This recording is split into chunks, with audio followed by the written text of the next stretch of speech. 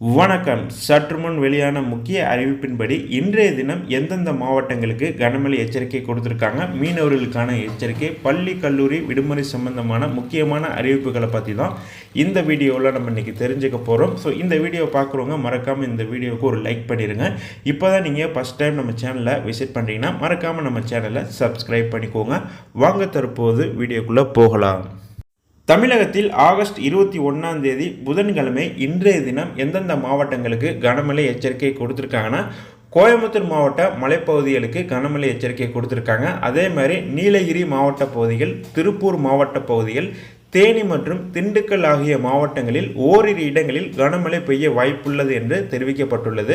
மேலும் 22 முதல் 26 வரை தமிழகத்தில் ஓரிரு இடங்களிலும், புதுச்சேரி மற்றும் காரைக்கால் பகுதிகளிலும் லேசானது முதல் மிதமான மழை பெய்யக்கூடும் எனவும் வானிலை ஆய்வு மையம் தகவல் தெரிவித்துள்ளது.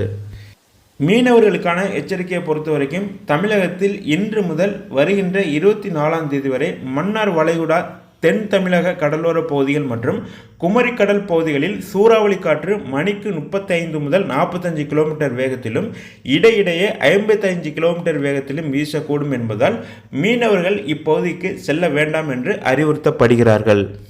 மேலும் கனமழை காரணமாக பள்ளி கல்லூரிகள் விடுமுறை அறிவிக்கப்பட்டு வரும் நிலையில் தமிழகத்தில் இன்றைய தினம் மழை தீவிரத்தை பொறுத்து அந்தந்த மாவட்ட ஆட்சியர்கள் விடுமுறை சம்பந்தமான முடிவுகளை வெளியிடுவார்கள் என்று எதிர்பார்க்கப்படுகிறது.